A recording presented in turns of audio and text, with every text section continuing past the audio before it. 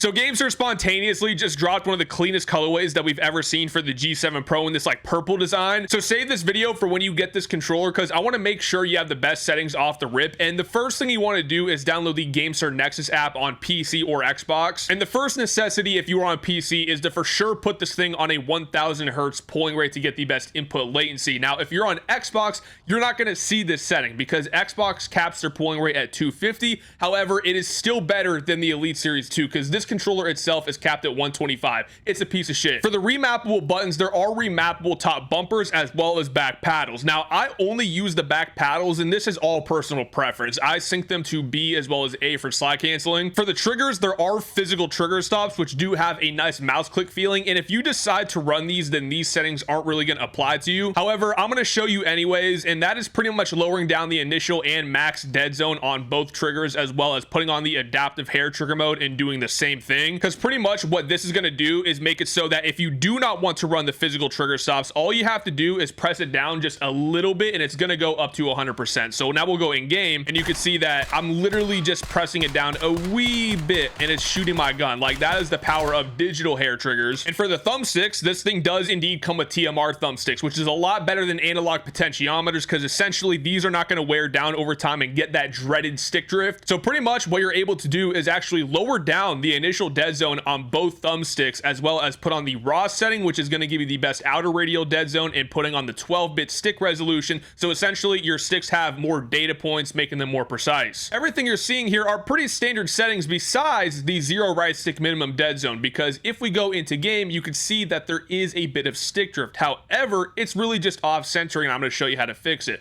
Go into the calibration tab, and matter of fact, you're probably going to want to do this with the triggers as well. So disable the trigger stops and go into the trigger calibration. The reason why you want to do this is because I have had a couple of G7 Pros in the past where it'll randomly start shooting or ADSing, and calibrating that fixes it right away. Same thing with the thumbsticks. If it does have off centering right off the rip, all you have to do is calibrate them once or twice, and now once we go back into the game, you'll be able to see that there's no stick drift whatsoever. I mean, it works like magic. Ultimately though, my settings are really just for people that want to make the G7 Pro the fastest and most responsive you possibly can, because with that, the TMR thumbsticks are going to feel so smooth, especially with the button latency too. Obviously, the face buttons are all digital tap mouse click buttons, so you're going to get really good latency with that as well. GameSir definitely came correct though with these new colorways. That's pretty much what we've been asking for this whole time, just having cooler colorways on the base G7 Pro, especially if you don't really care about playing wirelessly on Xbox and stuff like that.